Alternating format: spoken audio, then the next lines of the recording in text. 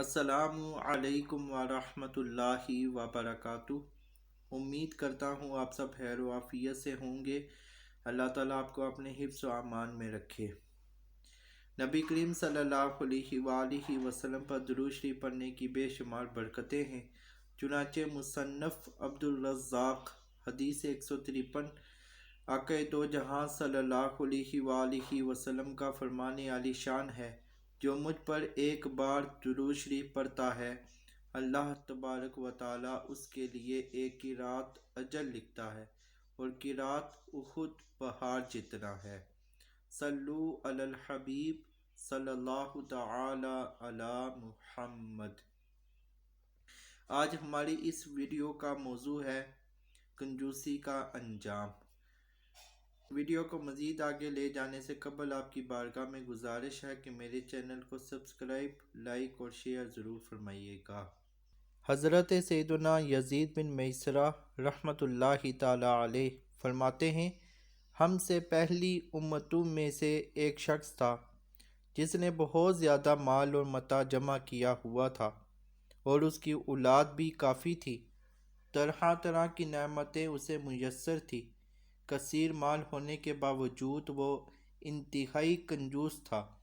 اللہ عز و جل کی راہ میں کچھ بھی خرچ نہ کرتا، ہر وقت اسی کوشش میں رہتا کہ کسی طرح میری دولت میں اضافہ ہو جائے۔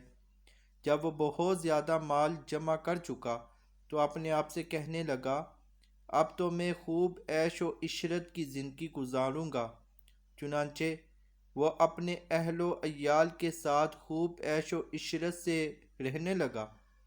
بہت سے خدام ہر وقت ہاتھ باندھے اس کے حکم کے منتظر رہتے، الغرض وہ ان دنیاوی آسائشوں میں ایسا مگن ہوا کہ اپنی موت کو بالکل بھول گیا۔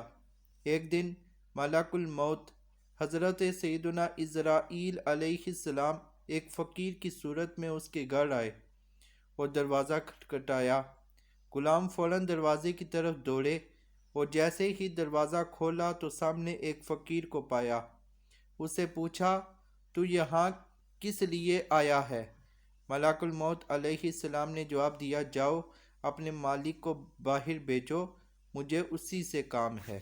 خادموں نے جھوٹ بولتے ہوئے کہا، وہ تو تیرے ہی جیسے کسی فقیر کی مدد کرنے باہر گئے ہیں۔ حضرت سیدنا ملک الموت علیہ السلام یہ سن کر وہاں سے چلے گئے۔ کچھ دیر بعد دوبارہ آئے اور دروازہ کھٹکھٹایا۔ غلام باہر آئے تو ان سے کہا، جاؤ اور اپنے آقا سے کہو میں ملک الموت علیہ السلام ہوں۔ جب اس مالدار شخص نے یہ بات سنی تو بہت خوف زدہ ہوا اور اپنے غلاموں سے کہا، جاؤ اور ان سے بہت نرمی سے گفتگو کرو۔ خدام باہر آئے اور حضرت سیدنا ملک الموت علیہ السلام سے کہنے لگے، آپ ہمارے آقا کے بدلے کسی اور کی روح قبض کر لیں اور اسے چھوڑ دیں، اللہ عز و جل آپ کو برکتیں عطا فرمائے۔ حضرت سیدنا ملک الموت علیہ السلام نے فرمایا، ایسا ہرگز نہیں ہو سکتا۔ پھر ملک الموت علیہ السلام اندر تشریف لے گئے اور اس مالدار شخص سے کہا، تجھے جو وصیت کرنی ہے کر لے، میں تیری روح قبض کیے بغیر یہاں سے نہیں جاؤں گا۔ یہ سن کر سب گھر والے چیخ اٹھے اور رونا دھونا شروع کر دیا۔ اس شخص نے اپنے گھر والوں اور غلاموں سے کہا، سونے چاندی سے بڑے ہوئے صندوق اور تابوت کھول دو اور میری تمام دولت میرے سامنے لے آؤ۔ فوراً حکم کی تعمیل ہوئی اور سارا خزانہ اس کے قدموں میں ڈھیر کر دیا گیا۔ وہ شخص سونے چاندی کے ڈھیر کے پاس آیا اور کہنے لگا، اے ذلیل اور بدترین مال، تجھ پر لعنت ہو، تو نے ہی مجھے پروردگار عز و جل کے ذکر سے غافل رکھا، تو نے ہی مجھے آخرت کی تیاری سے روک کے رکھا۔ یہ سن کر وہ مال اس سے کہنے لگا، تو مجھے ملامت نہ کر، کیا تو وہی نہیں کہ دنیا داروں کی نظروں میں حقیر تھا؟ میں نے تیری عزت بڑھائی، میری ہی وجہ سے تیری رسائی بادشاہوں کے دربار تک ہوئی، ورنہ غریب اور نیک لوگ تو وہاں تک پہنچ ہی نہیں سکتے۔ میری ہی وجہ سے تیرا نکاح شہزادیوں اور امیر زادیوں سے ہوا، ورنہ غریب لوگ ان سے کہاں شادی کر سکتے ہیں۔ اب یہ تو تیری بدبختی ہے کہ تو نے مجھے شیطانی کاموں میں خرچ کیا۔ اگر تو مجھے اللہ عز و جل کے کاموں میں خرچ کرتا تو یہ ذلت اور رسوائی تیرا مقدر نہ بنتی۔ کیا میں نے تجھ سے کہا تھا کہ تو مجھے نیک کاموں میں خرچ نہ کر؟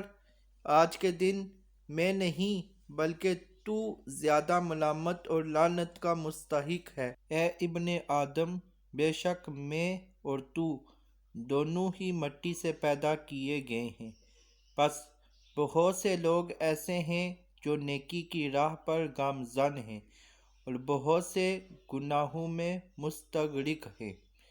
امام ابن جوزی علیہ رحمۃ اللہ القوی فرماتے ہیں، گویا مال ہر شخص سے اسی طرح کہتا ہے، لہٰذا مال کی برائیوں سے بچ کر رہو اور اسے نیک کاموں میں خرچ کرو۔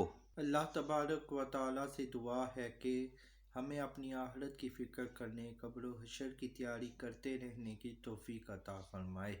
آمین بجاہ النبی الامین صلی اللہ تعالی علی محمد۔